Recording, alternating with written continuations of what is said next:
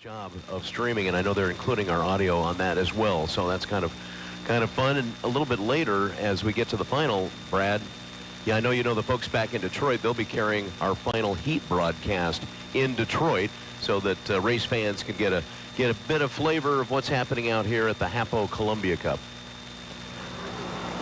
So as far as river conditions go, we kind of know that it's fairly flat right now, and the wind isn't going to be any kind of an issue. The one thing that I see is you look, and Kevin, you can see this on the Pasco side as well, the private areas are gone. There really aren't any located on the Pasco side at all, and that means the real estate's wide open.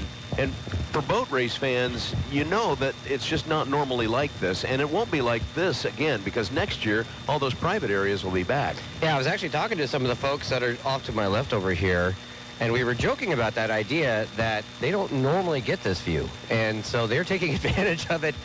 Big hydroplane fans, and they wanted to get an opportunity to see something that they hadn't yet seen, or at least at an angle they haven't yet seen.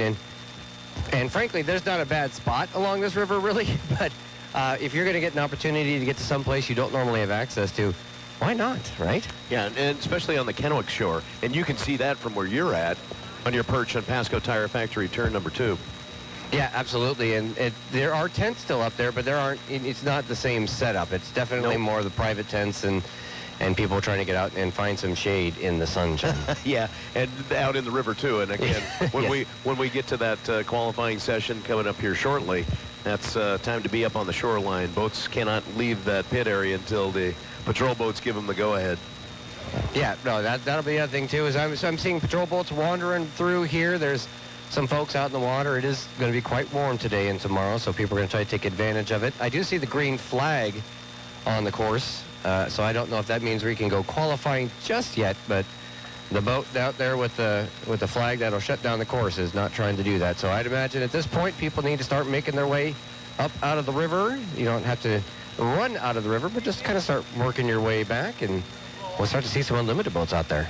Special thanks on our broadcast to our friends at Farmers Exchange in historic downtown Kennewick for 98 years. Also online at mowerhome.com, and we can start to hear somebody spooling up down to the Lamson pits. That's the 440 that's pulling away. Dustin Eccles has his top down, so he is heading towards the water. Number 3 still not pushing away from the dock, and Jamie Nielsen's boat is finally in the water. They're taking the slip off of that right now, and it looks like Corey Peabody is getting his boat hooked up, so they'll be dropping him in the water pretty soon too. And Glenn, you can correct me if I'm wrong, but it looks like that 440 may be pushing away first. Yes, the 440 is off. He's taking a wide turn, so you'll be seeing him heading towards the Blue Bridge here momentarily. So Dustin Eccles out of Monroe, Washington will be out first. Kelly and Sharon Stocklin, the owners of Bucket List Racing, and that is the U440. Pretty cool too that the Bucket List Racing folks got 2 boats this year. And we've seen them here every year with the 440 predominantly, and it's nice to see them out here with now 2 boats and the legend of the sport opportunity to play as Dustin goes right by me up the backstretch. The boat that finished every heat back in 2018. Yeah, and he doesn't have any points this year, but you know it's not for lack of effort. They've been I think they were at Guntersville. I don't think they made it to Madison, but they had some technical issues, and they couldn't get the race to go the way they wanted it to. And I know that now that he's back, this is close to home this year as they're going to get. So I know he's probably wanting to do really well. Well, and it was something that they hadn't had to deal with in quite some time, but they had some gearbox issues. Yeah, that's not something you'd expect for a boat that isn't necessarily at the top end of the speed, but as you can hear from, if you watch the H1 Unlimited with Brad, or maybe it was a conversation I heard with you with Brad previously, is that this boat can turn 150. It has in the past, so you're just going to see if he can do it again today. And you couldn't ask for better river conditions. No. So we get across the start-finish line with a 440 Bucket List Racing and Dustin Eccles.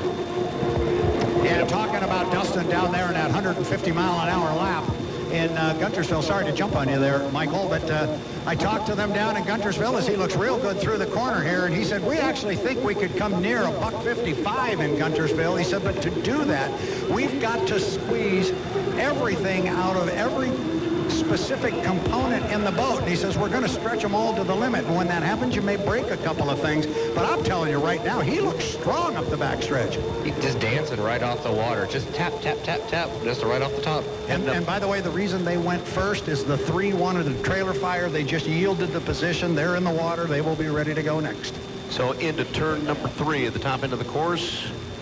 And at the exit pin of Buffalo Brothers, turn number 4 onto the front stretch. The 440 with Dustin Eccles will get a hot lap time in our first session of qualifying for the 2021 HAPO Columbia Cup across the start and finish, and a 144.771 miles per hour. Probably searching for something a little closer to $150, right, Brad? Yeah, I would think so, but they'll be happy with that. Whoa, he flew the boat a little bit as he started to set it up for the lower corner. But right in front of Kevin, watch his line through the corner, Kevin. Yeah, he is keeping it pretty tight to the buoy right there, maybe about lane 1.5. He was really able to keep that speed pretty well going up the backstretch, and he's really looking strong for the 440. And Brad, you know, they were chasing down those issues in Guntersville, and I know they've been putting a lot of time into the boat. Looks like they found it. It sounds like it for sure. And I talked to Kelly Stockland because the corral is right up above our level, and he came up and stopped on my level, and he and I chatted before he went up on top. And he was talking about how busy it's been trying to run a 2-boat field and everything that's involved in it. By the way, Dustin appears from where I'm standing to be out considerably wider. Lane 4. On this one. Give me a speed on that lap when he crosses, Michael. He might have lost some there. 146.056. Okay, so +2. It looks like he shut her down, so. Yep, he's backing off the throttle, heading down the front stretch. Well, I'll tell you what, Brad, Kelly Stockland might be a lot busier these days, but I can tell you how much, I'm sure it's a lot easier doing 2 boats when one of them is manned by Dave Wilwalk. I suppose that would be a little bit easier on you than others. Yeah, absolutely. I mean, he's got quite a brain trust down there, and they are still building that field, or excuse me, building that team. They're just slowly adding to it. If you talk to Dave, he'll say that the most important part of any of this is the people and who the people are, and making sure you have the right people. It's going to get a little warmer, and it's going to get a little louder right where I'm sitting, guys, but I think everybody in the Tri-Cities likes this sound, so get ready for it. Jimmy King with the U3, the Griggs. Ace Hardware is away from the dock, hasn't yet started to turn it over, but the nose is out toward the center of the Columbia River. Well, we don't get to play favorites, Brad, but I can tell you that since Kona's on the side of that boat, we at least have a little soft spot for Jimmy King. Doggone right. Well, we can all remember the old Vacationville. Ah, yes, the vacationville.com back in the day. But it's the Griggs Ace Hardware now. It is away from the dock. Kevin, not only can you see it, you can hear it. Yeah, in fact, when it gets a little bit closer, my mic will pick it up a whole lot better. He, too, like Dustin Eccles, swinging out way wide, trying to get essentially all the way out to the outside of the lanes and get some speed going that way and heading up the backstretch. But he's just giving us all a shot of what a turbine-powered engine looks like these days as he goes flying up the backstretch in that beautiful red Griggs Ace Hardware boat. Heading up the Griggs backstretch. It's And what they there call are no- synergy. I know. I was just going to say there are no rules specifically on how you have to leave the pits and enter the race course. You can go around pretty much any of the first 2 outside course markers here. There's many ways you can come, but by the time they get to that one outside course marker that's up closest to the dike, Kevin, they've got to be on the race course. Clearly he was by them, but there is some liberties that the drivers can take when they leave the dock and approach the course. At the drivers' meeting, as it always has been, they will come up, go around the course here on their qualification attempt. They'll get a green flag the first time by, and then it's green, green, white checker. Those are your 3 laps if you want to take them. I will be surprised if Jimmy runs all 3 laps. Look for him to take a hot one and maybe bring it back home, but you've got him. Michael McDonald, put him on a clock. Cross start finish line. Jimmy King in the 3, Griggs Ace Hardware down the front stretch into turn number 1 for Bunch Finnegan. Man, looking good, sounding better. Entrance pin to the apex, coming right to you. Boy, he is just going.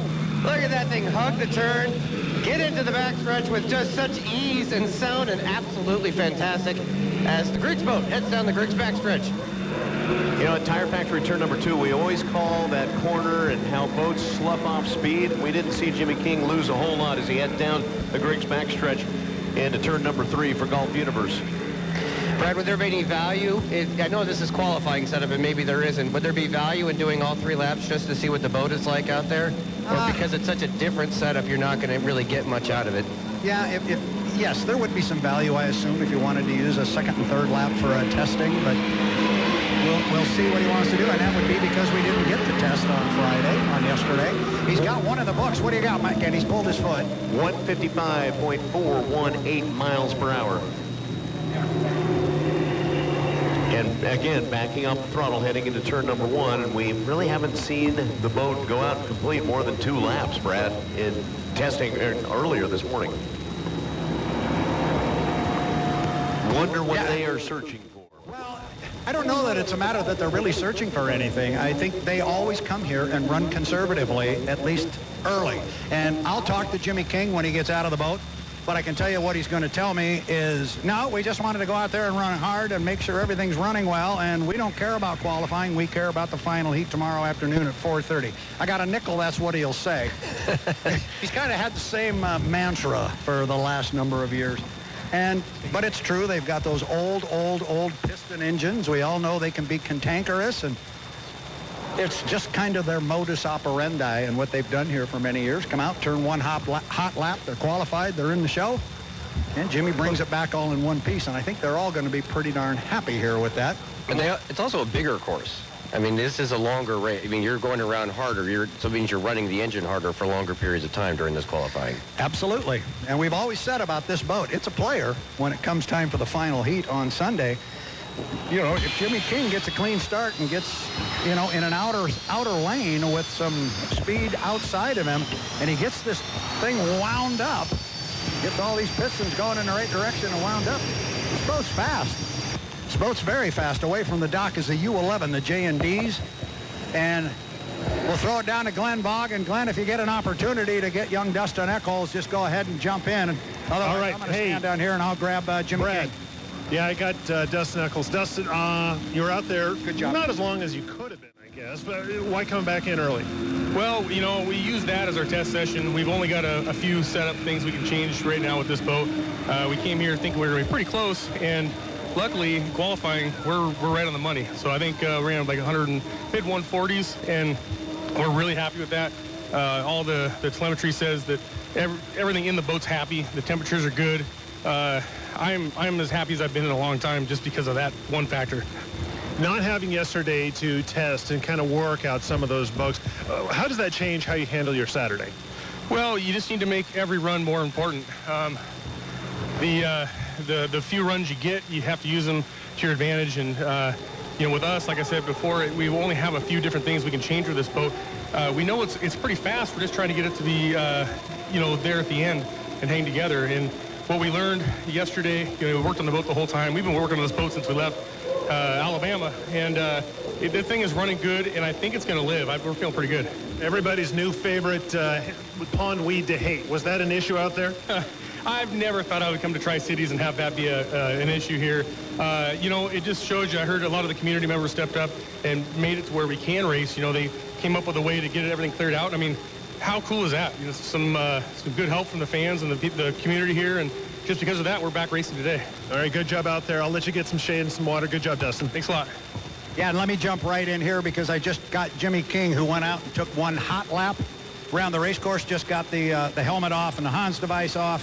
Get a word with him here momentarily. I'm ready when you are. Well, you heard that. He's ready when I... A 153.557 for Jamie Nielsen in the 11 J&D's hydraulics.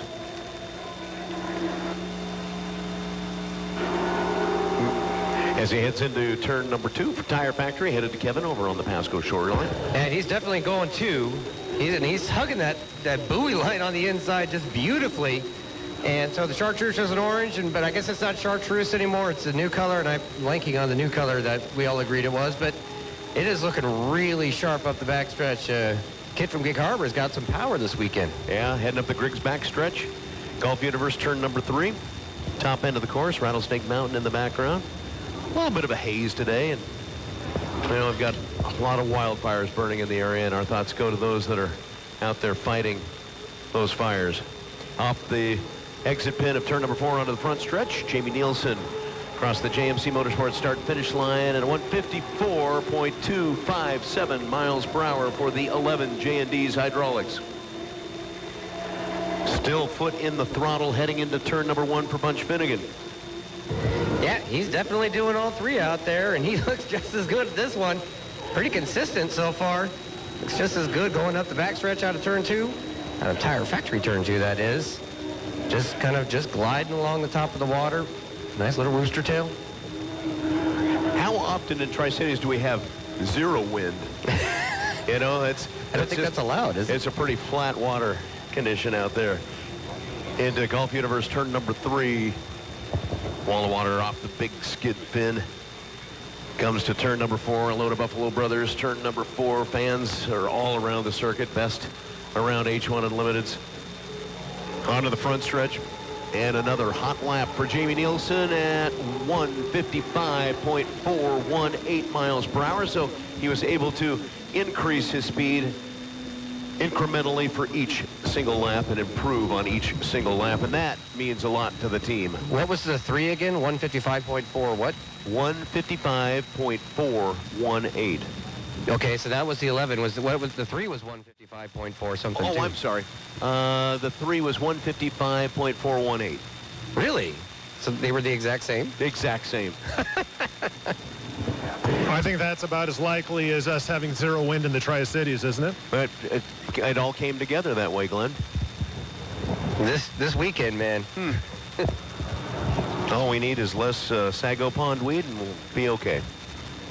So back down to the pits, Jamie Nielsen returns in the 11 J&Ds, and who will be pushing away next, guys? Looks like, is that the 9? Looks like Dave will. Oh, okay, so the 40. The Vilwalk is leaving in the 40. Ugh, as I trip. All right, then Careful. the 9's after him. Yeah, that is incredible. I don't know that I've ever seen that before on a qualification ladder where we would have the exact same score. I wonder how I guess they add the points and split in between the two. Well, we'll wait and see what happens. That's true. That's true. At some point, everybody gets, 30 or whatever it is. Yeah, they would divide it if necessary. Yeah. Special thanks on 610 KONA to our friends over at Farmers Exchange providing our live coverage for 2021's HAPO Columbia Cup. And they are complete commercial and residential power equipment sales and service center year-round. And their manufacturer-certified technicians make sure your machine's running right with free pickup and delivery in the Tri-Cities. Farmers Exchange, they're online at mowerhome.com. Toro, Husqvarna, Echo Power Equipment to get the job done and get you to the finish line quicker. As Jamie Nielsen's hitting the docks to let you know the Miss Tri-Cities is getting lowered into the water right now. Fantastic. Are you going to grab Jamie? Am I going to get who? Jamie. Yes. Very good. Kind of interested to see. I'll let him get off the boat first. Well, yeah. Let him hop out of the cockpit. I knew you wouldn't like to do your job very hard. Michael, have you got me? Yeah, I do. Okay, sorry. Little battery replaced. Let me give you a quick update on Jimmy King and the 3. Okay. We actually had quite the funny interview that nobody heard. Sorry about that. No, it's okay. As soon as we started, I realized I needed some batteries, and it cut out on me. And he says, well, then I'm out of here. And I said, that's okay. I told everybody what you were going to say. And I told him, and he goes, well, first of all, he said, that was the most meaningful interview you and I have ever done. and then he goes on, and he goes, well, what did you tell him I was going to say? And I said, just one fast lap. The only thing we care about is 4 o'clock Sunday. And he goes, that's it. He goes, these Allison guys have told me for years, you've only got so many laps in these Allison motors. Use them wisely. Yeah, that's a really good point. But they're very pleased. Very pleased. And did I just hear we had 2 boats run the exact same speed? Yeah. Wow. And that was 156?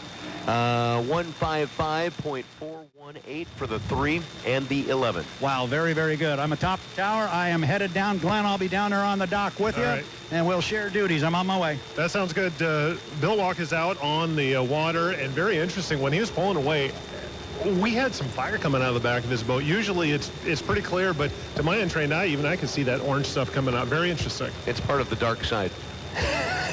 He is Darth Vilwalk after all. That would explain the Darth Vader sticker. Well, if you look on the back, if you have field glasses, binoculars, you might be able to see it. There is a Darth Vader helmet, and it says, "Who's your daddy?" Cross start finish line, Dave Vilwalk in the Miss Beacon Plumbing, the U40. Dave Vilwalk has returned. He is 67 years of age. He was up there for a bit there off those sponsons off the front of the boat, and he's bouncing pretty good coming down to Tire Factory turn 2, but he looks awfully fast. And a big shout out to Beacon Plumbing for coming back this year to the H1 Unlimited Series, and so excited to see Dave Wilwalk race again. Now watch that boat and the attitude of the sponsons up front. It just hasn't really settled in for him, and Brad and I were talking about this earlier in watching some of the video from Madison. In lane number 2, you could tell that he was just not very comfortable with the boat ride and had to back out of it quite a bit, even after he had a perfectly timed start in that championship heat at Madison, Indiana. Exit pin, turn number 4 onto the front stretch, and we'll get Dave Wilwalk.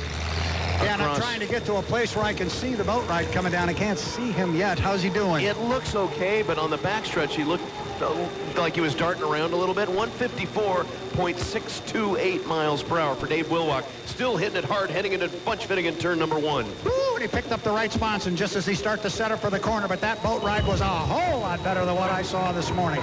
A lot of improvement. Kevin, take him through. Yeah, he's definitely staying a little bit tighter to the water this time around than when I saw him going down into turn 1 with both sponsons up off the water, but he looks like he's settling in. Part of it, too, I'd imagine, is he just needs to get more boat time, get back used to it, get easy feel of this boat. But Hey, Kevin, I hate to interrupt you there, but we've got the driver of the U11, Jamie Nielsen. Jamie, how did the water feel out there? Well, the water's great. I mean, as a driver, you couldn't ask for better conditions out there. So whenever you come to Tri-Cities, you get the course all to yourself. It's what drivers dream about, and it was a lot of fun taking this J&D's U11 for a couple hot laps all by myself. It's a lot of fun. You got above 150, so you feeling pretty good after really the first day you could get out there? Yeah, I mean, we're getting there. We're still a work in progress, but start off at 155 for the weekend. I mean, not a bad starting point. We got a long way to go, a lot of things we make better, and hopefully by Sunday afternoon, this J&D's will be up there in the 160 range. Is there anything right now as you come back in that you're just thinking, okay, this is what we got to tweak before we get out there and start doing some heats? Oh, there's a lot of things. So this is the 3rd race for this new T4 boat, and every run out there we got a couple ideas how to make it better. So yeah, there's a lot of things. I'll get together with the crew chief Scott Rainey, and we'll just keep making it better. I got to get your take on something. The guys up at the tower told me you ran an exact same speed as the U3. In your years of racing, have you ever had an exact speed out to the tenths and hundredths and thousandths of a decimal? That's pretty unique. I've never even heard about that, so maybe we'll have to go buy a lotto ticket. There you go. All right, Jamie, thanks so much for the time. All right, thanks a lot. And across start finish, Dave Wilwalk, 156.557, eclipsing the 11 and the 3 on the final lap out there. So a 154.628, followed by a 155.044, and that third and final lap, 156.557 miles per hour. Pretty solid performance for the Beacon Plumbing. And again, that will jump over the 3, Griggs and Jimmy King, and the 11, Jamie Nielsen, and the J&Ds, who we just heard from. And that's kind of interesting to see how things will develop as we move through qualifying. The last boat on the qualifying ladder is the boat that we saw turn the fastest lap earlier this morning, but again, that was thrown out because of an N2 fuel flow violation. Let's go back down to the pits, and I know that Brad and Glenn are both down there as Dave Wilwalk is going to be returning in the U40 Beacon Plumbing. And Brad, you've seen this boat out on the course before down at Guntersville, and they had some real issues with air supply for the driver and some other issues with the electrical problems. Yeah, they had a difficult time just getting away from the dock in Guntersville, and they had gearbox problems. It just was a rough weekend because the 440 never got on the water during racing, and the U40, Dave Wilwalk's ride, he only got out once, and that was in the final as a trailer boat, and then as luck would have it, they ended up standing on a podium in 3rd place. But that was a rough weekend for them. The boat ran much better in Madison. I'm going to ask Dave a little bit about the boat ride this morning versus the boat ride now, because the little bit of the course I could see down here, that boat ride looked much improved. Yeah, and stability is what they're kind of looking for, because it was, like you said, it was searching. I felt that they were almost darting a little bit back and forth when they were in Madison. Corey Peabody is away from the dock. So next up, Corey Peabody in the 9. That's Pinnacle Consulting Group. From Strong Racing, another one of our local boats that has done extremely well. Yeah, this is a boat that knows this race course very, very well. Andrew Tate's been behind the wheel of that one the last few years. Now it's Corey Peabody going under the silver and black colors of Daryl and Vanessa Strong. Pinnacle Peak Consulting. Corey is up on a plane. He's up and moving.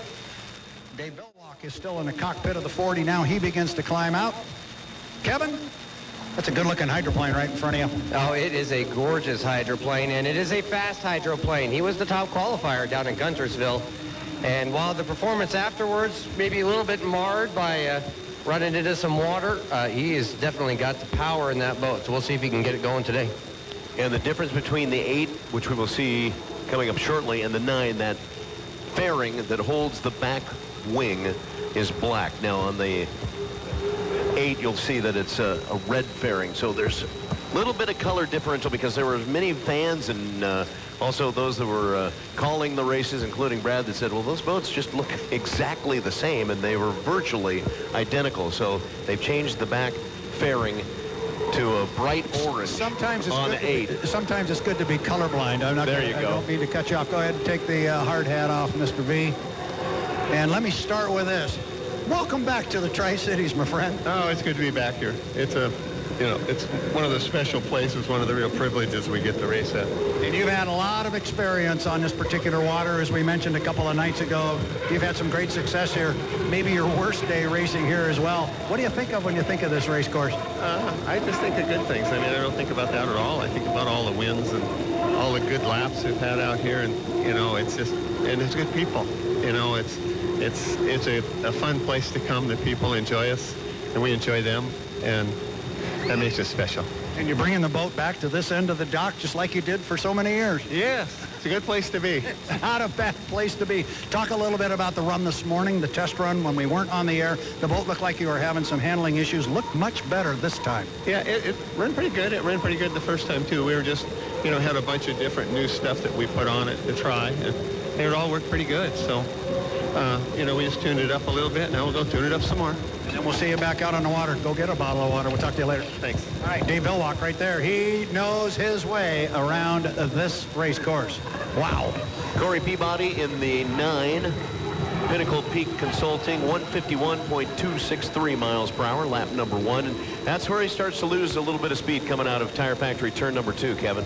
Yeah, and you talked about how this could be the most challenging part of the course is this Tire Factory turn 2, and he really is. It's like he hits a hole in here and just has to find that speed, find that stability again, and then he can get going. But right now, he is struggling a little bit down on this end. Yeah, on the other end of the course, though, top end of the course, really no issues. It has a lot to do with the current, has a lot to do with what's at the bottom of the river. There's some sort of a ledge over there on that other side, and it just creates a real problem at the exit pin of turn number 2. Down the front stretch at a 153.599 for Corey Peabody out of Kent, Washington in the 9 Pinnacle Peak Consulting. Down into turn number 1 for Bunch Finnegan.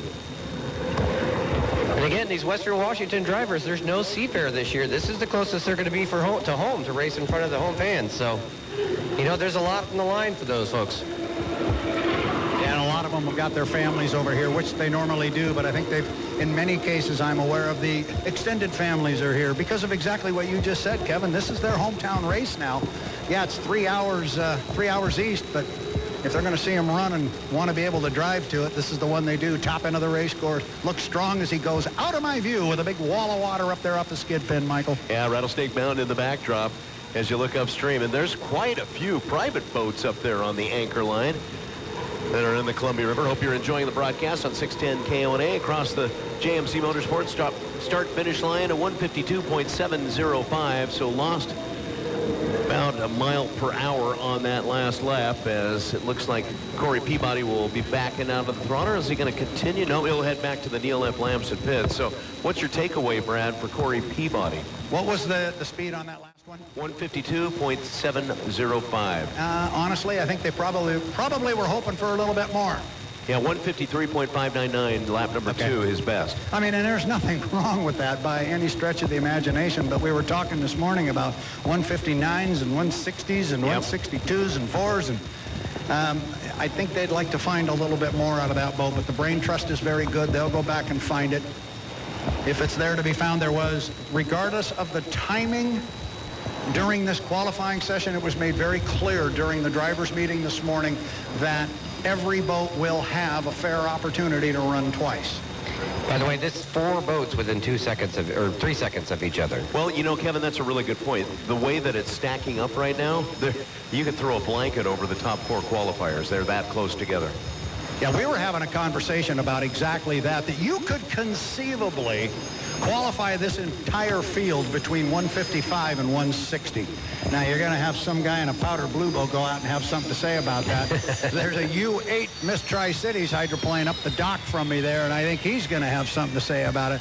But think about that. If we had everybody north of a $155, we don't have a lot of boats in the pit area, but man, I'm telling you, the ones we got here are fast and they're competitive. And don't forget that 12. That 12 is sitting under Bernie's tree because that boat won 2 years ago here at the Tri-City. So don't forget about Andrew Tate and that 12. Oh, no, he's sitting in the boat right now at the end of the dock, right there where, man, how many times did I walk down this dock and that red boat was sitting right there? But there was a real tall guy aboard. Very tall guy. And, you know, we talked to Dave. You heard me ask him about, you know, he's had so much success on this river. He's won here so many times, I have no idea what the number is. But he's won here many, many times, and I made the comment, arguably he had his worst day ever here, and that would be, you know, 1997, when there was a horrific crash down here in the lower corner with the Miss Budweiser in the final heat. But like he said, yeah, I don't even think about that. I only think good things about the race course. So, back down to the pits. Who's going to be coming out next, guys?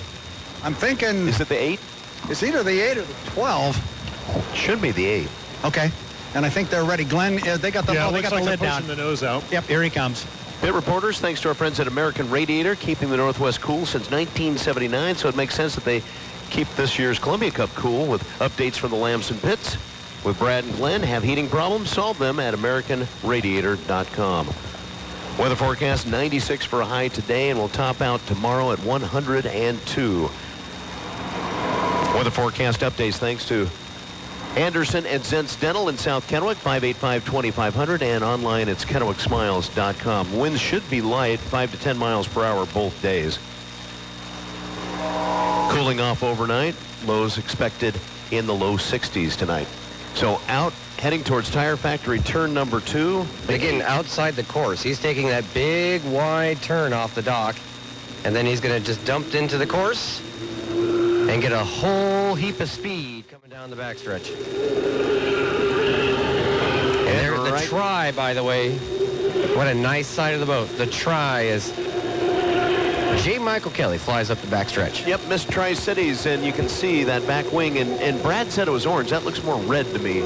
Is it orange? I think it's burnt orange. Is it burnt orange? All right. My understanding of the color scheme on that boat was it was black, silver, and Sebring orange. And I'm getting a thumbs up down here. Yep, I can see it now. There it is.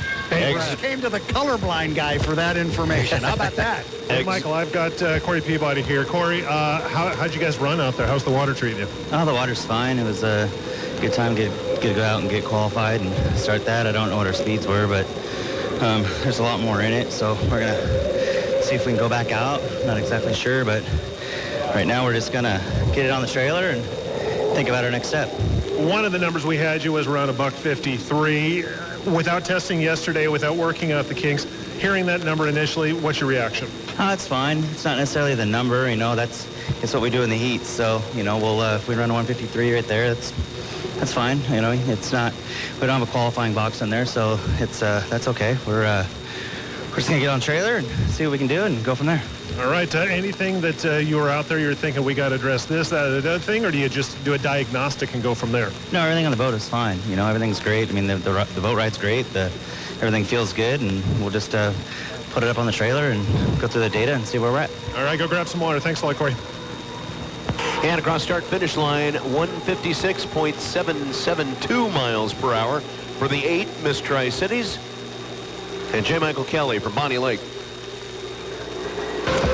Pretty good for that first lap.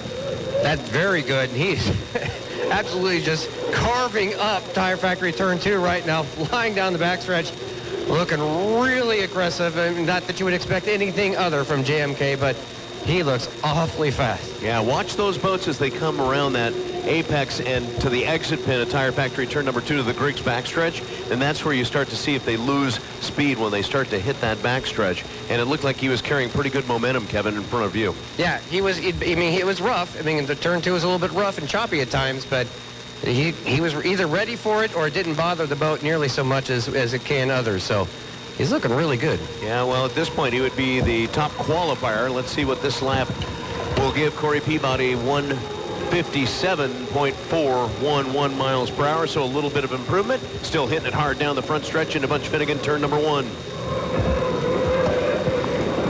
Yeah, got up a little bit there, but boy, he is just perfectly on the water. And the skid fin just kicking the water up, keeping him in a tight turn left. And man, he does not look like he's losing a ton of speed down here. A little, perhaps, just the slightest little bit, but boy, he looks strong. And no pun intended on that. Right, yeah, okay, I see what I did there accidentally. He ran a 160 this morning during the test session, but again, that's a different setup, so we'll see if he can improve and maybe see if he can't touch that 160 number. It's a big one. Final lap for the qualifying session. And the first run for J. Michael Kelly in the Miss Tri-Cities onto the front stretch. And I don't know that he just doesn't seem that he had the same sense of urgency, Derek, on this run that he did on the last lap. That being said, it's a 158.450. So his best lap was when I thought he was relaxing. Oh. What was it? Is it Darrell Waltrip that says sometimes you got to slow down to go fast? Yeah, okay. Sometimes it's about getting that perfect line and not getting yourself too out of shape out on the water, or in Darrell Waltrip's case on the track. So it could have been a situation where he just needed to back off slightly so he could handle those turns, much, much better. So J. Michael Kelly in the 8 Miss Tri-Cities. Top qualifier so far, 158.450 miles per hour, and that's what can give you 100 points and help get you into the final. And so that leaves us with 2. Special thanks to our friends at ESCO Electric of the Tri-Cities, local electrical specialist serving the region since 1972. Your Generac whole home backup generator specialist. Call 509-547-5504 or let's go with esco.com. Also, the backstretch coverage brought to you by Griggs and Tri-City Ace Hardware Stores. 4 locations serve you with everything for your summer fun, and they have the right tool for every job with Craftsman, DeWalt, Milwaukee, Irwin, Black & Decker, all the supplies you need to get it done and get it done right at Griggs and Griggs Ace Hardware Stores. Next up on the course will be the 12.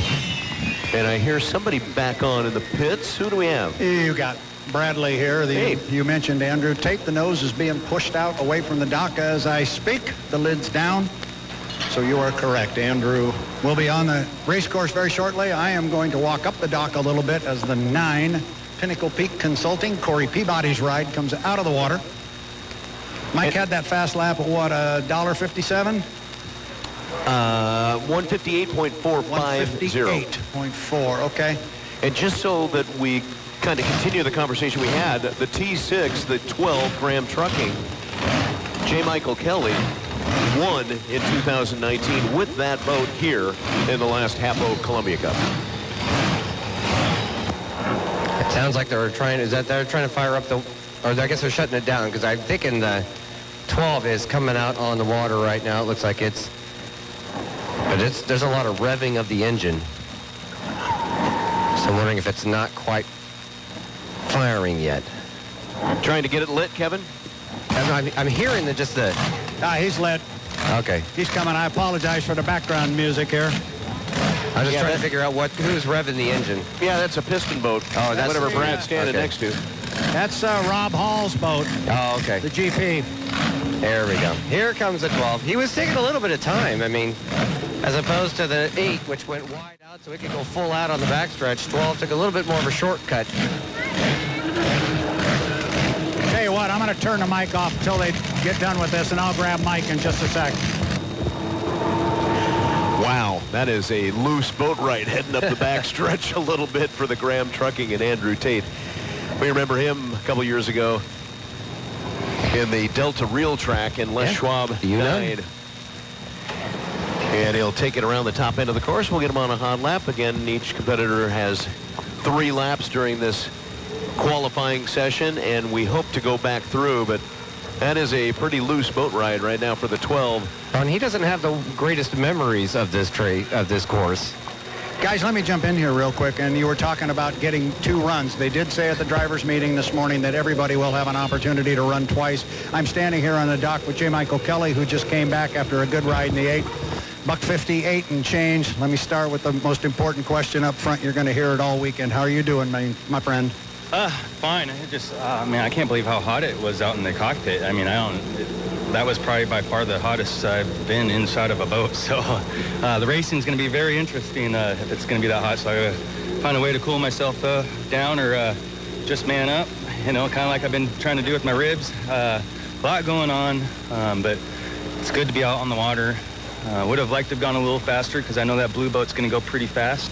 But we'll get another shot at it. But these guys, the Miss Tri-Cities 8 guys, they've been working hard, and we'll figure out some boat setup. The biggest thing for me is just getting confident behind the wheel again after our mishap in Madison. When you're going that fast and have something like that happen and have some hardware come off your boat, it can make it a little bit nerve-wracking the next time you go out. So everything, this morning, boat went good. It just comes down to me now of getting comfortable with the boat again and getting back to where I was in Madison or Alabama, and just see if we can finish strong this weekend. Well, and you and I have had this conversation on the dock many, many times, Bumble, and it doesn't have anything to do. Qualifying's not where you're going to win this thing. I know you want that good setup and all the speed. Tomorrow afternoon around 4:30 be a good time.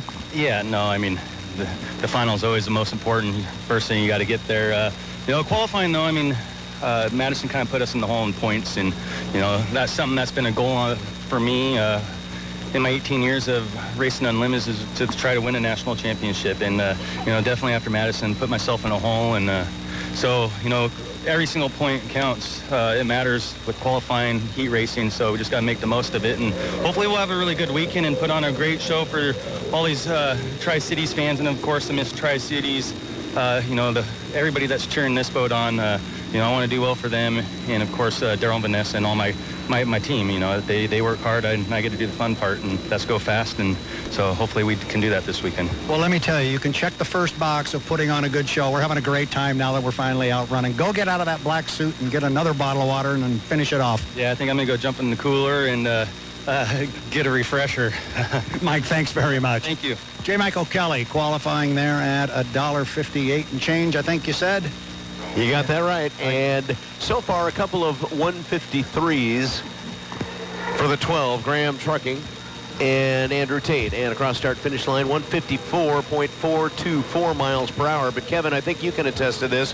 Maybe the loosest boat ride that we have seen so far. Yeah, absolutely. He is he's having a heck of a time trying to corral that thing and keep it in line. So he was getting down here into that sloppy turn, too, and he was really having to back out of it on here. So we'll see what kind of changes they can make, because they've got, I'm sure, some things they need to do to that boat.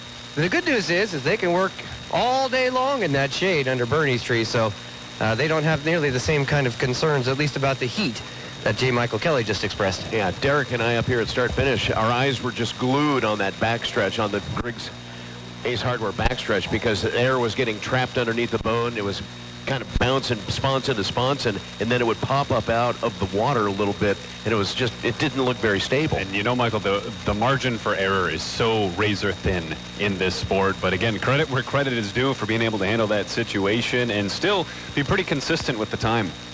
U1, Home Street Bank will be up next, and I would imagine they'll be pushing Jimmy Shane away from the dock here shortly, and that fast speed that we had that would have been a new restricted fuel lap has taken away, Brad, and I think you heard that too because of a fuel flow violation. So we will look to see what they do to try to kind of rein in that fuel situation. We understand that it's for the drivers, it's right in front of them. They can clearly see in their instrumentation when they're pushing the limit and go over. Yeah, they do. And when they're running in a test session, they don't even run the boats through tech inspection. Now, a team can come in and ask to run their box through tech inspection. But you're not going to set a record when we're out testing. That's not going to happen. It's going to happen right now. Now, there's another big difference between running this morning. You hear him in the background here. Here it comes. Well, the ambient air temperature is different. That's exactly where I was going to go, Michael. Very good. Qualifying in the morning does have its benefits.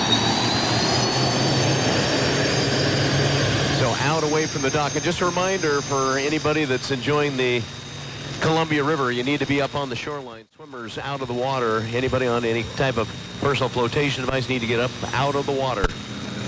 Yeah, Jimmy's away from the dock now. He goes, was heading upriver. Now he makes a hard right-hand turn, headed toward the north side of the Blue Bridge. He's running away from you, Kevin. Well, he's working that same line that J. Michael Kelly did, and it worked for Mike, so you might as well try it, right? Get out there, see if you can get your full head of steam going down the back stretch. Get all that momentum heading into it, and he just did. He did. He's flying inside right there by lane 1 or so. And just to go back and finish on the N2 violation and all that, sometimes the teams don't really care. They'll turn up the wick on the N2. Sometimes they'll even crank up the fuel flow just a touch. And what they're trying to do, they know they won't be legal, but the idea is to see if the boat gets up to that kind of speed, what kind of a boat ride will they have and how will it handle? But now it counts, and there are 100 points laying here in the middle of the river for the top qualifier here. We're going to get a hint here of what Jimmy's got up his sleeve and what he's got for the rest of the race teams coming down, and put him on a clock, Michael McDonald. You know, I just say around turn 3 and 4, we haven't seen anybody that looked as solid or as fast at the top end of the course than Jimmy Shane in the home street bank. And, hey, Michael. And he wasn't even on the clock. Go ahead. I'm going to interrupt you here. I've got Andrew Tate, driver of the U12. How do you feel to get back out on the water? It's nice. It was a long day yesterday. Getting a chance to get out there and go fast, do some laps out there by yourself is nice as well. It's fun. Looking forward to later today and tomorrow. How's the boat handling? Because some of our guys were saying it looked like you were kind of all over the map a little bit. Well, I'll leave them to color commentate, but it felt all right. We'll talk to Tom's, kind of look at the data and see what's what. Didn't feel terrible. 154, I think. Not the worst, not the best. We can make improvements. We'll talk to Mr. Tom, the crew chief. He's a smart guy. See where to go from there. You know, something some of the drivers were talking about is how warm it's getting out here. Are you starting to feel the pressure of the heat? I mean, granted, it's not 115 that we saw a couple weeks ago, but still, when you're pushing the triple digits, it's got to get hot. I think it's worse for the crew guys than us, to be honest with you. They're up on the deck all day, battling the heat, battling the sun. A little bit of sweat in your eyes maybe when you're out there, but we got Bernie's Tree down here. U12 Graham Trucking guys are really enjoying that. So we're all playing golf on the same course here. It's everyone's dealing with it. It's going to be a battle of attrition, I think, all weekend. 4 heats is a lot, especially when you got qualifying and testing all pushed into Saturday as well. So we'll take it 1 heat at a time from here on out and try and get our points and get to the final on Sunday. All right, Andrew, they're pulling your boat out of the water, so I'll get out of your way. Thanks for your time. Thank you. Cross start finish line 163.250 in lap number 1. Lap number 2 for Jimmy Shane in the 1 home street bank 165.874 miles per hour. That would be first. Yes, it would. There's just a different look and a different attitude to this boat out on the water. And if you're looking for a boat to beat, I think you can see it right now. I think it is colored home street blue, that is for sure. I wonder if they put some blue origin power in that. Yeah. I was actually thinking about making a joke like that. He's almost going as fast as his boss did on Wednesday. Up to the top end of the course into turn number 4 at the exit pin. Well executed turn for Jimmy Shane at the exit pin onto the front stretch. And we'll get him across the JMC Motorsports start finish line and a 166.886 miles per hour for Jimmy Shane. Holy smoke. Yep. That's faster than the one that he did with the violation this morning, so I guess we're going to be checking the votes. Yeah, you hear some clapping, and the people all have that kind of shade of powder blue shirt on. Well, that's incredible. Holy smoke. And that's why when I see that boat, I think about, as I was corrected, 2018, when he came out, and that was just a boat they were testing, and just a boat they weren't sure about, but it was so darn fast. Wow. And Brad, didn't they run it the next week at State Fair in 2018? They did. Yeah. They did, but the boat did not win a race until the first race of the season 2019 in Guntersville. Interesting. Yeah. And the boat, Jimmy's down now. He's lost power. Well, Maybe a while. He's going to go down. You know, Jimmy's kind of a showman. You go down, pay some of those pleasure or maybe he'll stand up and wave to the people. Don't look down off of 395. Well, barring tech inspection, that means Jimmy, your top qualifier. Kelly, so Jimmy has the 100 points. well, yeah, but I mean, you would have to feel that at least one of his laps would stand up, Kevin, and they're all over 160. So Wow. that's pretty incredible. That was a really solid performance. And this is a boat that hasn't been wet for 22 months. So not bad. Yeah, 163.250, 165.874, and a 166.886. Wow. So 100 points, and we still have another round to go. I guess the question is, do you go out again? Maybe just for setup or maybe even for timing marks, Brad? I think you definitely go out. Yeah. I think you definitely go out and run. Anytime you have an opportunity to do that, I think you do. And it's one thing to go out and be the top qualifier. It is another thing to go out and be the top qualifier by 8 miles an hour over everybody and be 4 miles an hour over or 5 miles an hour over an existing course record. That is impressive, and that is sending one heck of a message up and down pit row. Again, the whole thing is got an asterisk by it now. It's got to be pending tech inspection. We'll see how that goes. Special thanks to our friends, Local 598 Plumbers and Steam Fitters, signatory contractors. Change your future. They're now taking applications for a career in plumbing, pipe fitting, or HVAC industries. Your new future, Local 598, Pasco, Washington. Also, thanks to International Brotherhood of Electrical Workers, Local 112, community-minded. They have a special viewing area along with Local 598 for the Gold Star families here at the HAPO Columbia Cup. Reminder, after our coverage, Riverside will be back at the KONA Legend Studios with the wrap-up show. Thanks to Jason Hogue, our good friend at American Family Insurance in Pasco. American Family Insurance achieved the highest customer satisfaction score among mid-size insurers in the 2021 J.D. Power Insurance Shopping Satisfaction Study. Why settle for number 2? Contact Jason Hogue with AmFam today at jasonhogue.com. No problems over the Blue Bridge after we get through with our qualifying. We had an incident earlier, or actually in our coverage yesterday with 4 vehicles involved. Please, as you head over the Blue Bridge, you've got to just keep from looking over. If you have a passenger, have them give you an update, or just listen to us here on KONA, but watch where you're going. Traffic watch on News Radio 610 KONA during the races, thanks to Bob's Burgers and Brew. After the races, head to Bob's. They have 2 locations, Richland and Kennewick, serving only the best with burgers, appetizers, and beverages. Go to bobsburgersandbrew.com. Take a time out. More of our coverage coming up. HAPO Columbia Cup next from 610 KONA and 610KONA.com.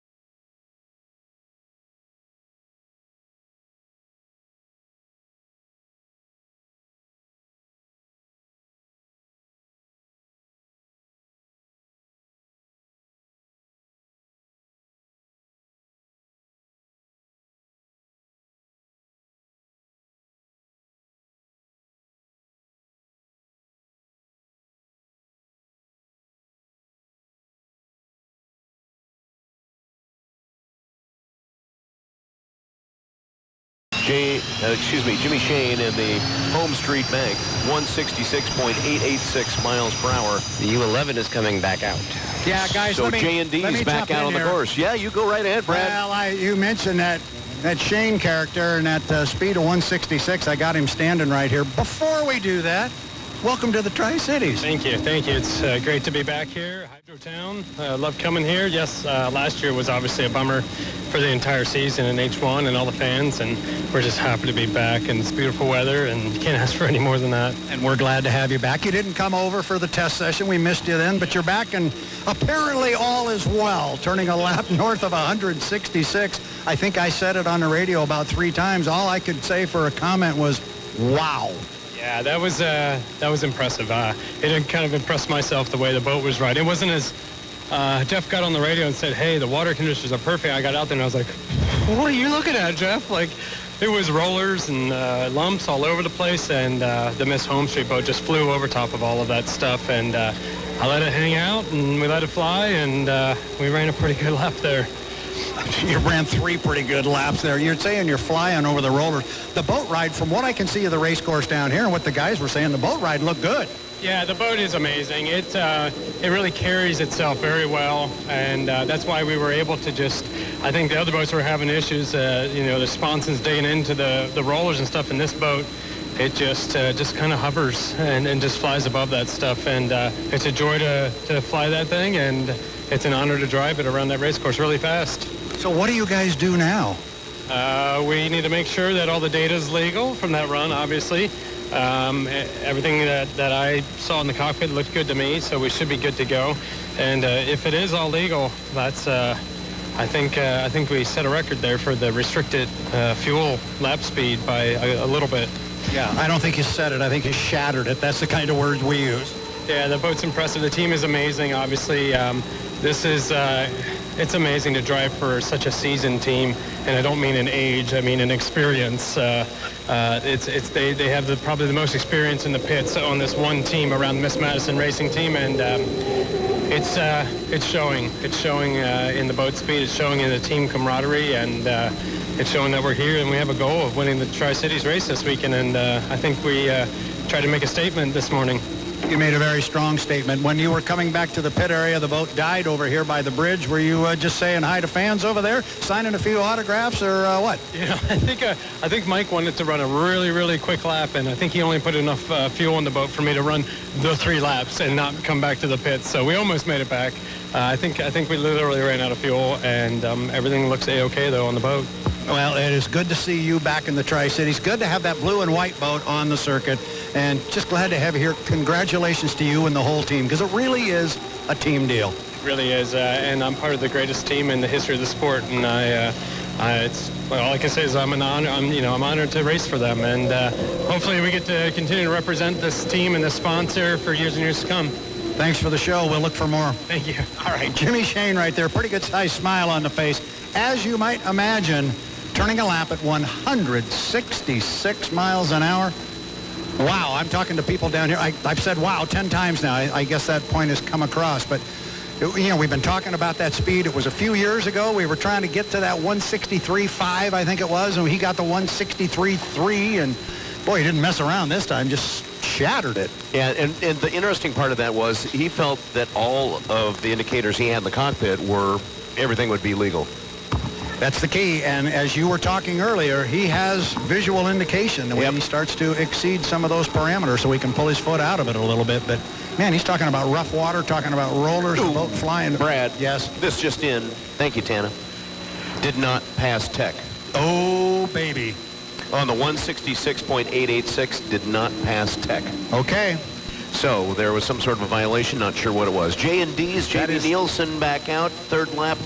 An improvement, 156.559 miles per hour. I'm sorry, what was it? 156. Okay. .559. Oh, boy. 2 1,000ths of a second faster than the Beacon Plumbing. Now, here's the question. On the one, will the 165.874 stand or the 163.250 stand? To my knowledge, no. Okay. This is why you will see a couple of hot laps sometime. He goes out and runs a 166 on the second lap. Sometimes you'll see him run that third one at $1.55 just to make sure they don't lose it. That's very interesting. I wonder what he didn't see that he should have seen. Yeah, if you see the runner up there, if you see Tana, ask her if it was fuel flow or N2. That would be interesting to know. And she just gave me the preliminary indication that it didn't pass tech. We didn't find out exactly what it was. Okay. But we'll get the details shortly, I'm sure. And what about Jamie? Jamie ran a 156, and what did he do the first time? The first time Jamie was out at 155.418, so within 2 miles an hour. So a step in the right direction. Yeah, no question. All right, good. No question. And just a reminder for those along the Columbia River, yeah, it's warming up out there, but as hydroplanes hit the course, you need to be back up on the shore. And that's what the patrol boats are here for, to make sure everybody stays safe. So do them a favor as the hydroplanes or the air show is underway. Make sure you get back up out of the river completely during HAPO Columbia Cup action. You know, hey, Michael, I know we're waiting for Jamie Nielsen to get back to the dock and hear how he ran out there, but you heard that in the background. We are getting ready for the E350s to get out. We've got 6 boats right now in the water. And Glenn, we're going to have a little conversation here, you and me, on the air, because I know you're up there with the E350s. If you got a watch, or you set up there, because I'll stay down here. We've got 2 unlimited still in the water here. Okay. Have you got my watch? I don't, but I can get up there. Okay. Yeah, this qualifying session is scheduled to end in about 90 seconds. All right. That being said, it looks like we'll probably be going a little bit longer. What do you think, Brad? Well, I'm just going on what was said at the drivers' meeting this morning, as I've got yet another boat coming over my head. The U40 is coming off, so I've got to move here, but I'll get Jamie here in a second. Let me just get out of the way. Yeah, but what I've said it, I think, a couple times, just to reiterate, though, they said at the drivers' meeting, they said, don't worry, you want to run twice, you're going to get an opportunity to run twice. Everybody will. And here come your E350s away from the dock right now. While they come away from the dock and it gets quiet here for just a sec, I'll grab Jamie Nielsen.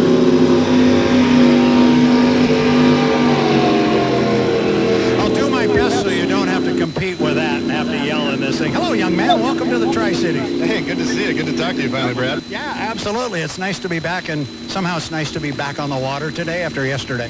Oh, you said it. It's water couldn't be better out there today, and to get to run this J&D's U11 for everything it's worth in front of the fans, it's been 2 long years, and sure feels good. And this thing's getting better by my way of thinking. It's getting better every time on the water. Yeah, you know, that's the motto. That's our motto here, is just each time out, you know, we're going to get better. Just baby steps, and as long as we keep moving forward, eventually things are going to work out for us. So, yes, much better over where we started today, and sky's the limit. And we talk about how it's drivers that are in new boats and with new teams. They've got to get to know their team and so forth. You know this team. You know everybody here. There's nothing new there, but this is a new boat for you, and it takes time. J. Michael Kelly's talking about having to get used to his ride. You coming along with this guy? Yeah, the boat's just one small minor piece of this whole equation. So it's been a big learning curve, not only for me, but for the crew chief, Scott Rainey, and the whole team, because you know, we're basically starting from scratch as far as how to set this thing up and get it to run good, get it to run stable, fast, you know, everything you need in a good race boat. So, you know, from where we started to where we are now, we've come a long way, and I'm really excited to see where we end up at the end of this weekend. I got a hunch that's a pretty hot driver suit you got on. Yeah, it's not the coolest. Go get a cooler, something on, get another bottle of water. Congratulations, you're moving in the right direction. Hey, thanks a lot. Jamie Nielsen, driver of the U11, the J&Ds for Scott and Shannon Rainey. I keep talking about this boat is my dark horse this weekend. It gets better every time it hits the water. I like the way this boat looks on the water. I am all the way down to Bernie's Tree, guys. I'm going to turn it up to you guys. We got E350s racing. Yep, the second heat of the E350s. Chris Bertram comes across start finish in the E57 Cheetah. And it's yellow with red trim. Mike Jarvis in the E-Sir. Cross start finish. John Rifle, fully loaded racing. It's a white boat with black trim.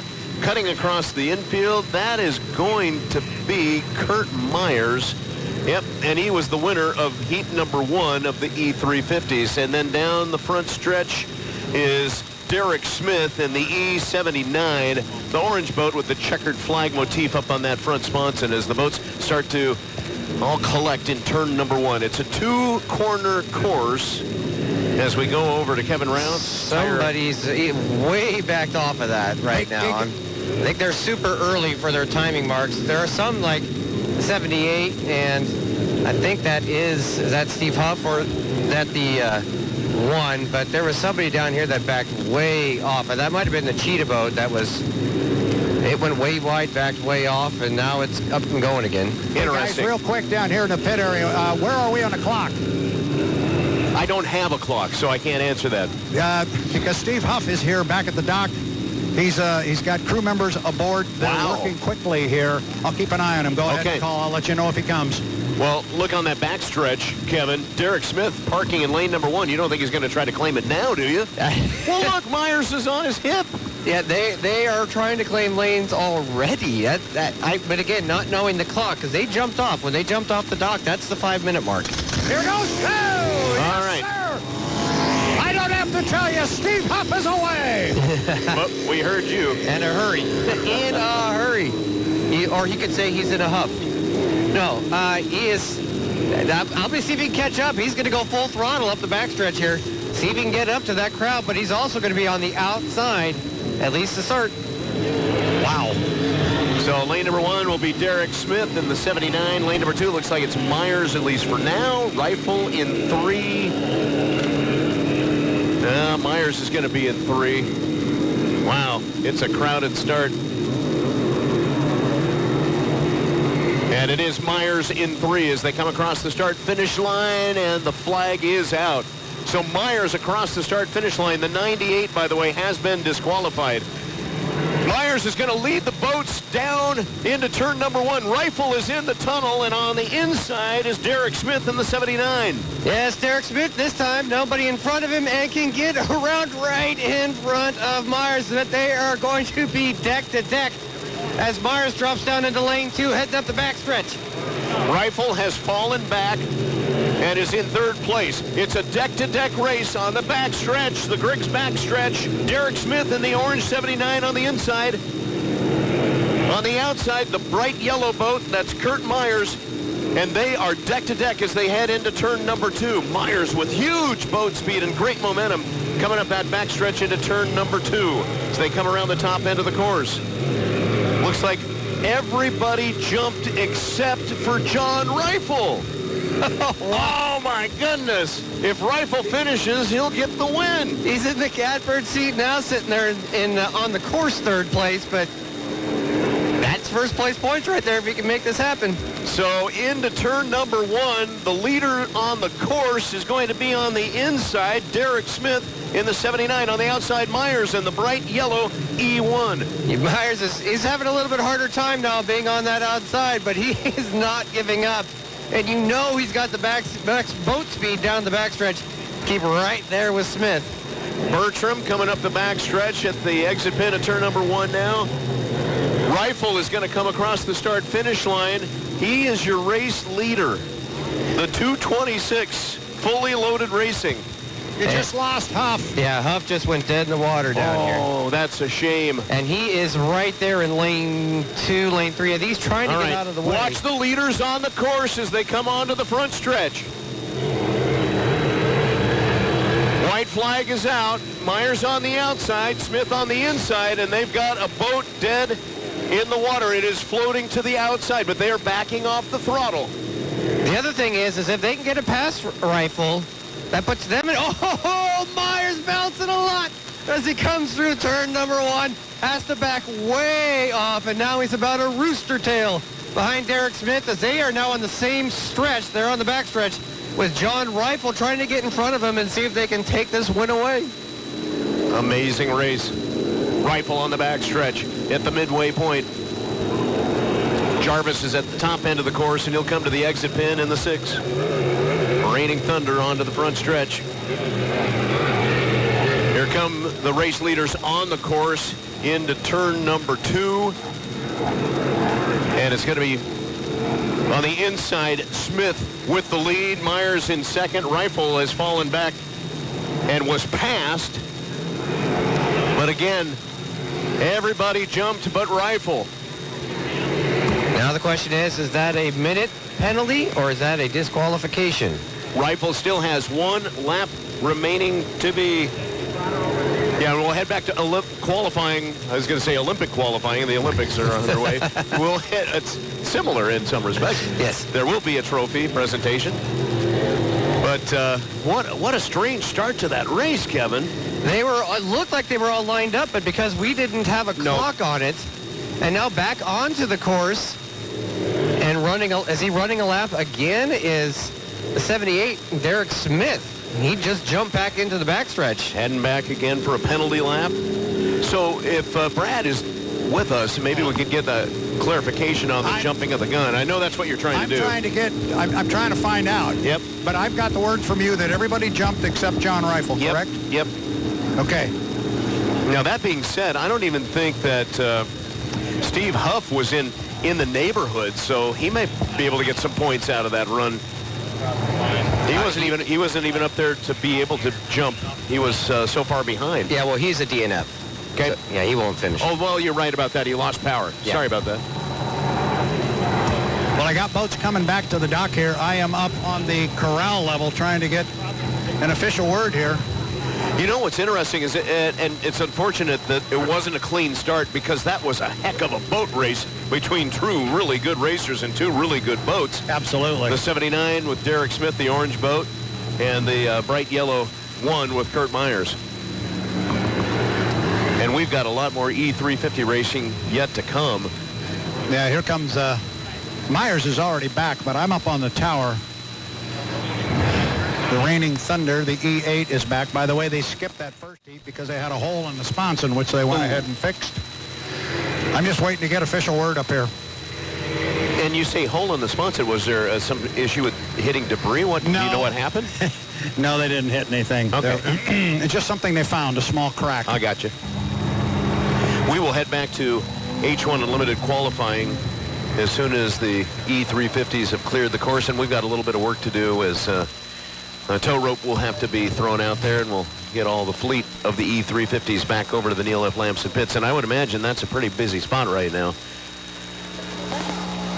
Kevin on a Pasco shoreline in the Freedom Equipment Rentals lift, and pretty good view of the other side of the race course. Yeah, I can see the 12 is in the water, the 40's in the water.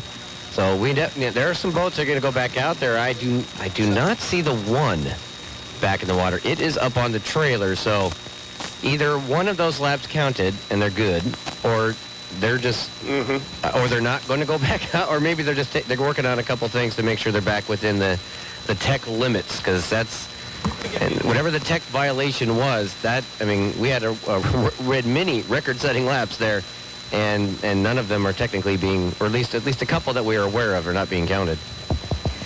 I'd like to welcome to the Brutzman's official barge here, the Memorial Barge, Keith Silliman from Farmers Exchange, proud to be our title sponsor again for 2021 Water Follies. Thanks, Keith. Appreciate it. Michael, thanks for having me. It's been a wonderful afternoon so far. Hopefully tomorrow's going to be as special as today has been. It's a pleasure to have some volunteerism and some money towards the community to be able to bring Water Follies back after the COVID.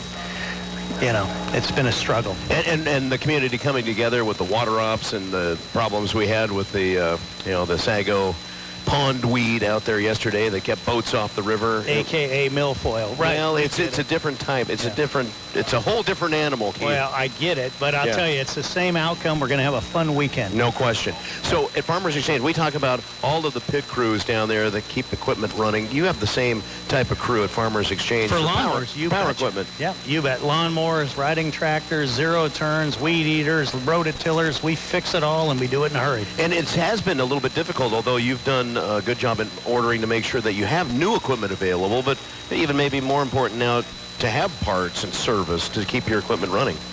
Supply chain issues globally, and some people don't understand when they walk in and they look at our store after 98 years and they see it empty and they don't understand why. Well, I'll tell you, things are broken, and hopefully they're going to get better, and we're doing everything we can to make sure that you have what you need. And I don't think we've lost a sale yet, but I'll tell you, we need to make sure that the supply chains are continuing to get better, and we're forecasting out far enough to make sure we have product for the people. Yeah, it's a pretty amazing effort that you've done down there. And what surprises me, I guess, is what you do have in stock. Again, Michael, we have been there 100 years. We've got a lot of nooks and crannies. That is true. We can have a lot of stuff that you don't know of. We bring it out of the woodshed. That's very true. Well, Keith, thanks so much for being a part of Water Follies with us again this year. Michael, I appreciate that. I'd like to give a shout out to the people up on Canal Drive. I give a shout out to my mother. Yes, family, of course. Family. We got to make sure to talk about the family. We talk about the Water Follies family. We talk about the Farmers Exchange family.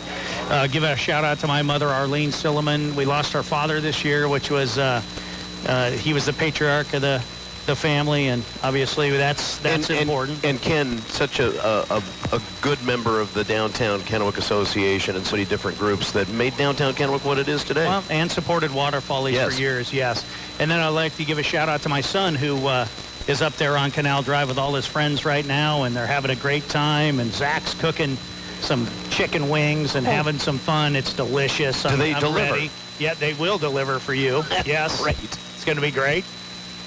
Well, Keith, thanks again. Michael, good to have you on board. And we do have an official final order of finish. So Derek Smith in the E79 will take first place.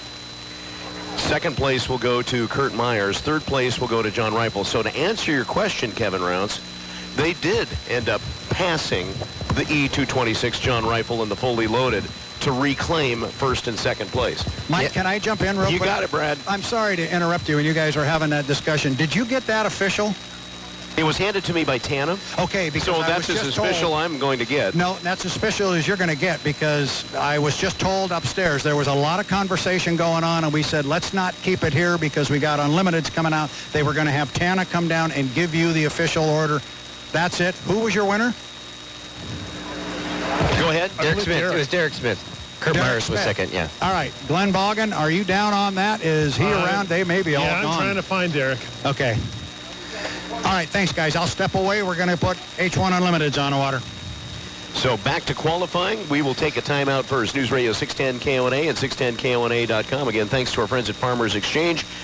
98 years, historic downtown Kennewick, and online now, mowerhome.com. More of our coverage of the HAPO Columbia Cup coming up next.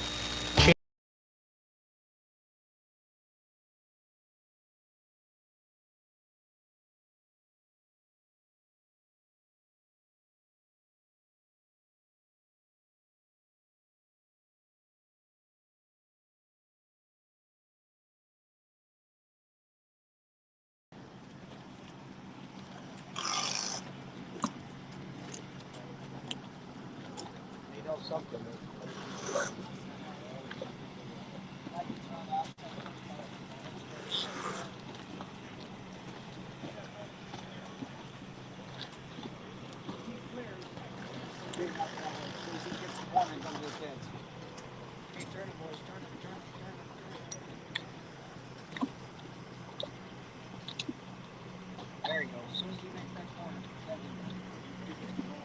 yeah.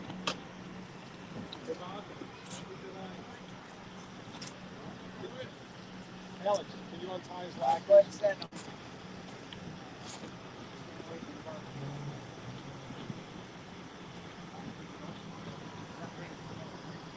Service, major repair, and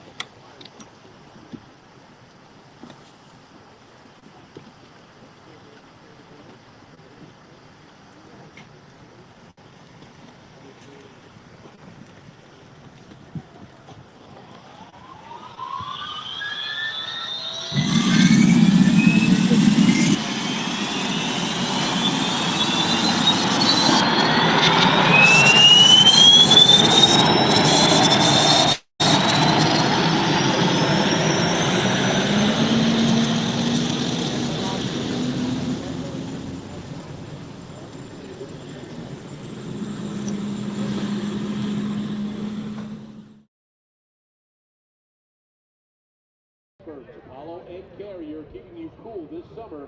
Call Apollo today at 987-1500 or online at Apollo Heating and Air. Tri-City Water Follies has the support of many community businesses. Success of this weekend, many pieces of equipment it takes to make this weekend a success, made possible by businesses such as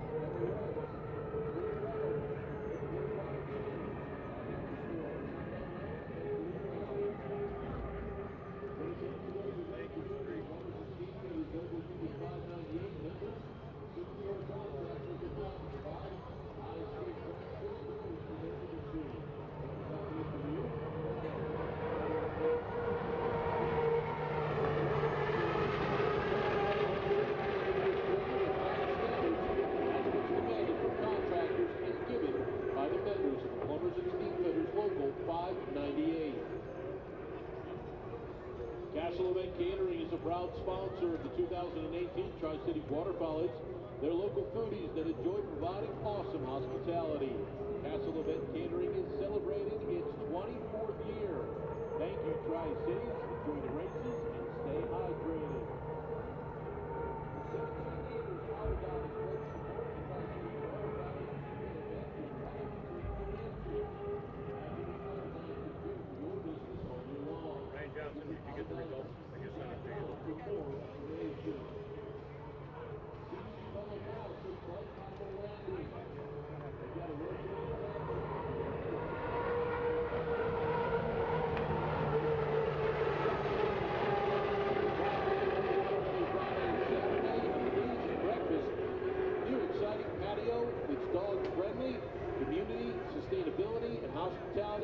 They live by. It's their tagline. Arizona Mobile Fleet Service is proud to sponsor the 2021 Unlimited Hydroplane Races.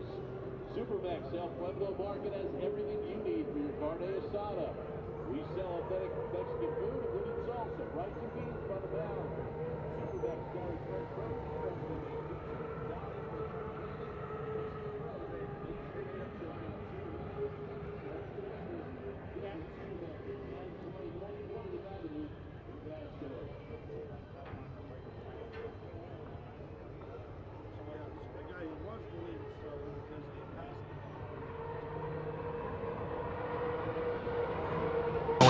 Kennewick, Richland, Pasco.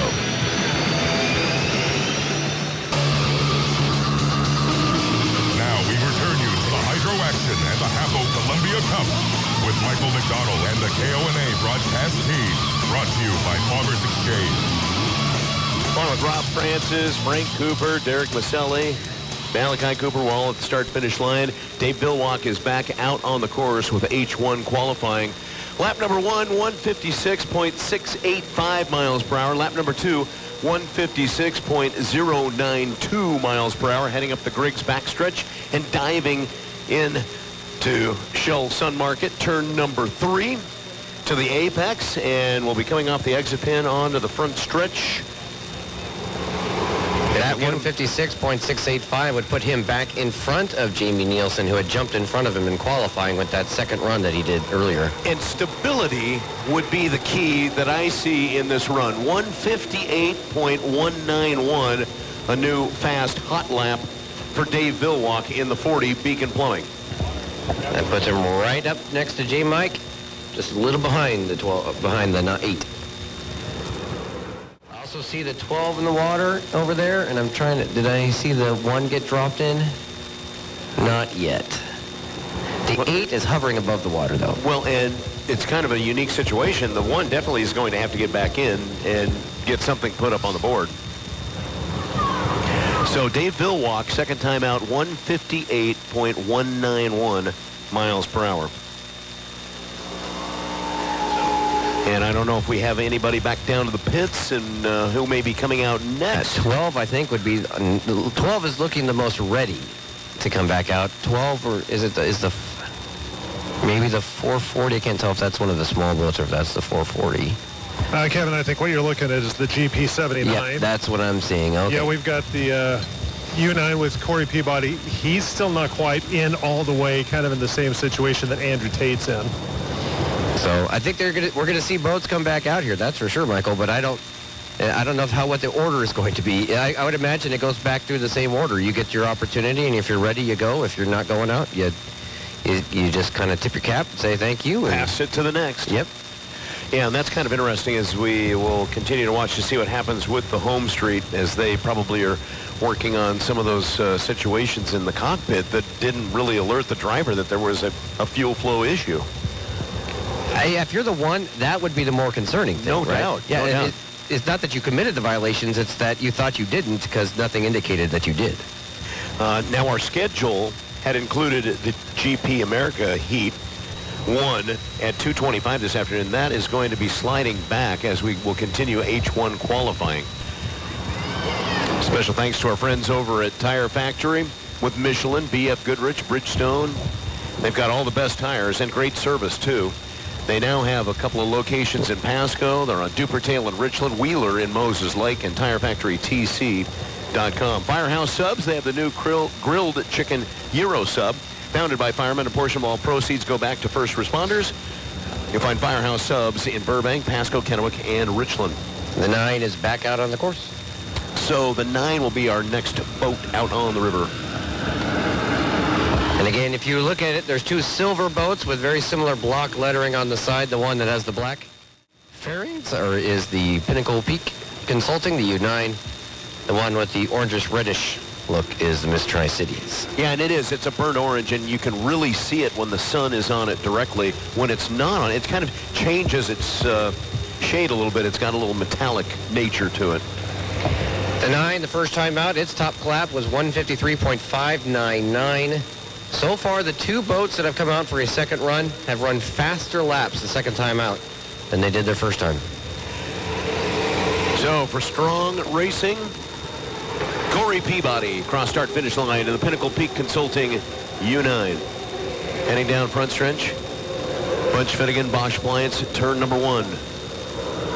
Heading to Kevin, Tire Factory, turn number 2. Yes. Good-looking run. It is bouncing very kindly over the water, getting right through, right in that first lane through the turn. A little bit, again had to slow down a little bit there, but he's back out at getting down the Griggs backstretch. Yeah, you can see they slough off a little bit of speed heading to the Griggs backstretch.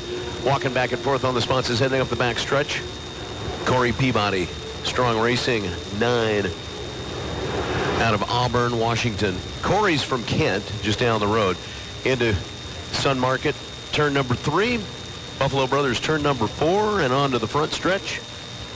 Corey Peabody, first of 3 hot laps in his second qualifying session. You know, 158 to win qualifying in Guntersville. 153.762, so still in that same neighborhood as earlier today. Just the slightest of improvements. But again, that's a little bit slower, and it really was interesting to see the difference between the 9 in qualifying and then that first heat in Guntersville, and then when he hooked to the boat, went right through the wash. I think it was Andrew Tate in Guntersville, and the boat doesn't seem the same since. Just getting word of a schedule change. We'll be able to go over that in just a minute. Up the backstretch for Corey Peabody in the 9. And he'll dive into the Shell Sun Market turn number 3. There's that big wall of water off the skid fin. Keeps the boat turning around the corner and hops out a little bit wide at the exit pin of turn number 4 onto the front stretch and probably lost a little bit of speed as a result. And across the JMC Motorsports start-finish line, 153.96. Just a tick faster, but not a marked improvement from lap number 1, nor the first time out. But consistency is definitely something that you strive for, and they have been showing consistency through every run. Well, he's trying a different line now. Now he's out there about lane 2. At least through the turn, he was out there probably closer to lane 1.5, lane 2. Maybe he's trying to search and see if the line is the issue, and maybe hugging that buoy not quite as fast as he would like it to be. Yeah, sometimes you can hold momentum and boat speed if you're a little bit farther outside that situation there, and as lumpy water that we've seen down there in turn 2. Up to the top end of the course and final lap for Corey on the clock. Boy, look at all the boats upstream. Hope you're enjoying the 2021 HAPO Columbia Cup. from the river. Okay, stop across start finish line, and there you go, 155.965. And Kevin, you talked about him searching and trying to find a little bit, maybe more room to the outside and a little bit more momentum. Found it. He did, and he looked better. I mean, he looked like he came off Tire Factory Turn 2 in better shape than he had prior. So I don't know what that means for him. I can't imagine you'd want to start in lane 2, but maybe his boat's faster there. Yeah, and you know, when you get more boats out there and the water conditions change, that inside line becomes even more valuable, I think. And looking across the way, some GP boats are in the water. I still see the 8 and the 12 in. I still see the Home Street Blue. Okay, let's on the trailer. I just was given a schedule revision. Let's see what we have. The GPs will be going, Grand Prix Americas will be going at 2:30. 5-liter racing at 2:45. Then at 2:50 we'll have the Unlimited Heat 1A. At 3:10 Unlimited Heat 1B. Back to the Grand Prix Americas at 3:30. And then at 4:10 we'll have Unlimited Heat 2A, and at 4:30 we'll have Unlimited Heat 2B. So there's your schedule change. And again, if you're unfamiliar with this, you can't run these Unlimiteds back to back to back. They need a rest or break in between. That's in the rule books. Well, and remember what we saw with Jimmy Shane after his qualifying laps. Actually, they ran him out of fuel. No, the fuel tanks are not that big, and they would obviously have to get more fuel. News Radio 610 KONA, our coverage of the HAPO Columbia Cup, thanks in part to Anderson and Zentz Dental in South Kennewick, providing our weather forecast update. 96 the expected high this afternoon, and up to 102 for tomorrow in the Tri-Cities. And the Miss Tri-Cities out on the course again. J. Michael Kelly going out almost parallel to the Blue Bridge, getting all the momentum going down the backstretch at 100% speed all the way down the Griggs backstretch. Right now, let's see, what was that latest temperature? 91 degrees at the Pasco Tri-Cities Airport. Our weather forecast from Anderson and Zentz Dental in South Kennewick. Maintaining, creating, saving smiles. 585-2500, KennewickSmiles.com. Giving you options. That's what it's all about for your best smile. So around the top end of the course. And again, if all the one speeds are out, then here is our pole sitter, as it were. Cross start finish line. And now you can really, with the angle of the sun now, it's a little bit different. You can really see that burnt orange on the back part of the boat and up to the fairing, all the way to the wing. That's really pretty. Dives into Bunch Finnegan Bosch Appliance turn number 1. Over to Tire Factory turn number 2, Kevin Rounce. Yeah, he's right again on the buoy line, and something that we saw Corey Peabody move away from. So, hey, Kevin. Yeah. I'm going to interject here. Corey Peabody, second run out there. How did it feel? Felt good. Made a change. I don't know how it was speed-wise, but the boat felt great, and we'll build from here. Color guys were noticing that you were running a little wider, getting more into lane 2. Were you looking to rectify something, or were you just trying something different? Just trying something different, seeing if we could get some more speed out of it. But, I mean, we'll see when the numbers come in. I know they have them, but I don't know what they are yet. So you can tell them it worked. Oh, well, it sounds like it worked, like you had a pretty good speed. Michael, you got a number on that? I got 155.965. That last lap was the fastest. On your last lap. So that sounds like you did something pretty well. Okay, it's working. All right, very good. All right. Hey, I know it's really hot, so I'm going to let you go here, but we'll see you later this afternoon, okay? All right, thank you very much. Thanks a lot, Corey. You get a speed on Mike? 157.370. J. Michael Kelly. And is Vilwalk's 158 at the top? No, Michael's is at the top still. Vilwalk was 158.191. J-Mike had 158.45. FYI, gentlemen, here comes the U1. Oh, yeah, he's got to get back out there, and he's probably just waiting his turn. Well, because if they don't get back out, he gets what's called a TNR, which is a time not recorded. And so he's got to go out and run. Off the exit bend, turn number 4. J. Michael Kelly coming down the front stretch. JMC Motorsports start-finish line 158.492. We're starting to get a whole bunch of boats in that neighborhood. And that is your top qualifying speed so far. Yep. Down at Tire Factory turn number 2. Oh, he's went a little wider. A little more speed. Well, this you saw time, Corey do that, his teammate. Yeah, I think he might be trying something there. Let's see if it works for him like it worked for Corey. He was definitely out about a lane on that one. Up the Griggs back stretch. Could you imagine seeing somebody try to trying to claim lane 2 in the final heat? Wouldn't that be odd? I wouldn't want to be in the tunnel. The real key, and Brad, you can comment on this, the real key would be getting to the end of the front stretch on that first, at the start, and be in the lead so that you're not stuck in the hallway. Yeah, but you better not be late. You're in trouble. And, Vilwalk, like he did in Madison, he loves to put somebody inside of him and then beat him to the corner. He's done it many